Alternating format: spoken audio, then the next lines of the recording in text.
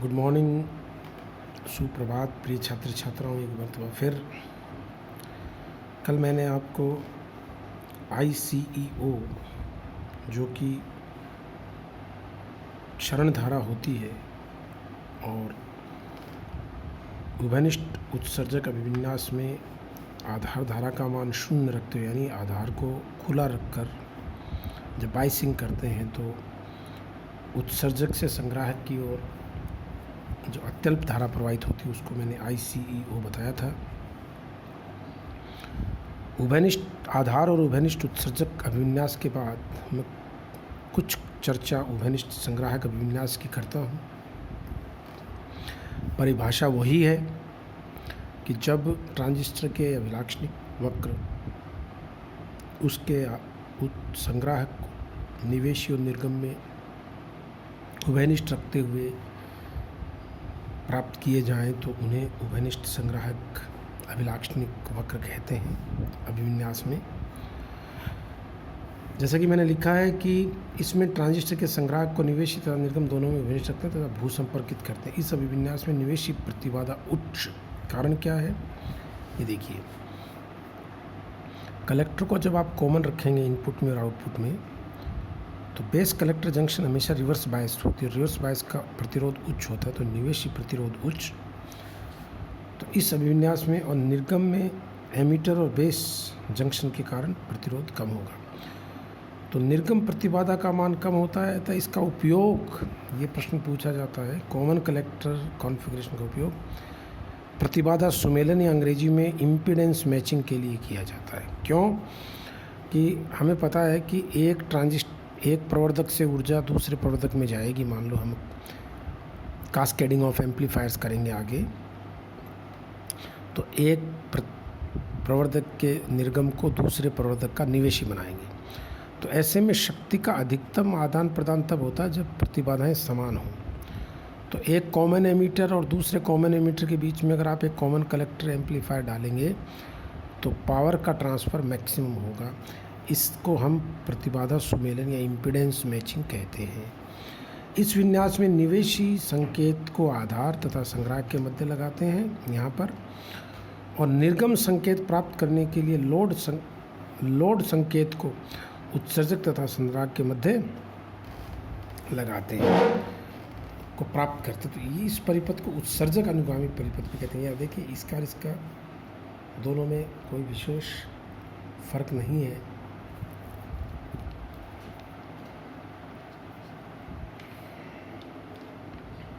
तो आप ये देखिए कि जब आप निर्गम को एमीटर के साथ, ये एमीटर है, एमीटर के साथ एक प्रतिरोध लगा करके उसके सिरों पर अगर निर्गम वोल्टता प्राप्त करते हैं तो ये उत्सर्जक अनुगामी परिपथ कहलाता है। एमीटर फॉलोअर ये सर्किट है। ये हम आगे फीडबैक एम्पलीफायर्स में इसका बहुत ज़्यादा उपयोग आएगा, तब मैं इसकी चर्चा करूँगा। अतः उभयनिष्ठ संग्राहक परिपथ एक विशेष रूप होता है उभयनिष्ठ उत्सर्जक अभिविन्यास का। ये देखिए आप, जिसमें केवल ये अंतर होता है कि लोड उत्सर्जक परिपथ में होता है, जबकि वहाँ कॉमन एमीटर में लोड जो था वो संग्राहक परिपथ में था और यहाँ लोड उत्सर्जक परिपथ में होता है। इस अभिविन्यास के जो निर्गम अभिलाक्षणिक वक्र है, निर्गम अभिलाक्षणिक वक्र की मैंने पहले क्या परिभाषा बताई थी कि निवेशी धारा को नियत रखते हुए निर्गम वोल्टता को बदलिए और उसके संगत निर्गम धारा का मान प्राप्त कीजिए। तो इस अभिविन्यास में निर्गम अभिलाक्षणिक धारा जो होगी वो IE होगी और VEC वोल्टता होगी। इनके मध्य जो खींचे गए वक्र हैं, जबकि IV के अलग अलग मान होंगे, तो इन वक्रों को हम निर्गम अभिलाक्षणिक वक्र कहेंगे। और आप चेक कर सकते हैं कि ये मान भी लगभग कॉमन एमीटर कॉन्फ़िगरेशन के अभिलाक्षणिक वक्रों की तरह ही है। और इसमें VEC के किसी नियत मान पर, जैसे आप एक वर्टिकल लाइन प्लॉट कर लीजिए, तो इस बिंदु से इस बिंदु तक आप बदलते हो तो डेल्टा IE और डेल्टा IB का जो परिवर्तन का अनुपात है उसको हम धारा प्रवर्धन गामा से इसको डिनोट करेंगे। हमारे पास ट्रांजिस्टर के लिए ये संबंध अच्छी तरह आप जानते हो, उत्सर्जक धारा बराबर आधार धारा प्लस संग्राहक धारा। और IC का मान मैंने पिछले पेज पर आपको अल्फा DCIE प्लस ICO बताया था, ICEO।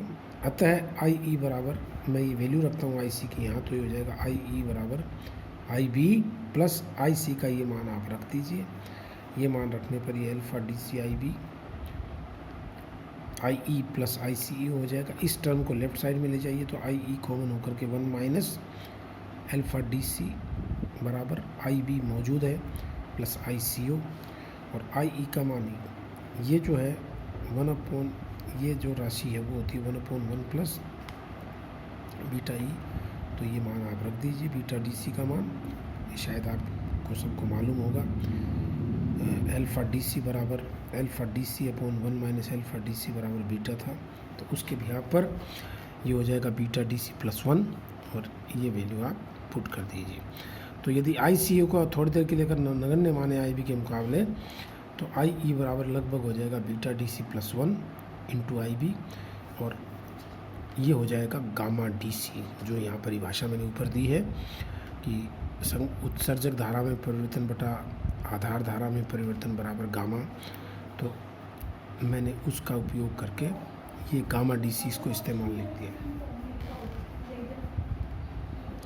इसको गामा DC कहते हैं। यहाँ गामा DC उभयनिष्ठ उत्सर्जक संग्राहक अभिविन्यास में धारा लाभ का मान कहलाता है। ये मैंने ऊपर भी परिभाषित किया है, और आप ये देख सकते हो कि ये उभयनिष्ठ संग्राहक के अभिलाक्षणिक वक्र की व्याख्या है। अब आपको एक और नई बात पे लिए चलता हूँ। अब तक जितने भी हमने अभिलाक्षणिक वक्र खींचे, चाहे कॉमन कलेक्टर में हो, चाहे कॉमन एमीटर में हो, ये देखिए, चाहे कॉमन बेस में हो, इन परिपथों को आप ध्यान से देखिए जो मैंने आपको बताए हैं। ये देखिए, ये वाले, ये कॉमन बेस में, और ये मैंने कॉमन एमीटर में बताया।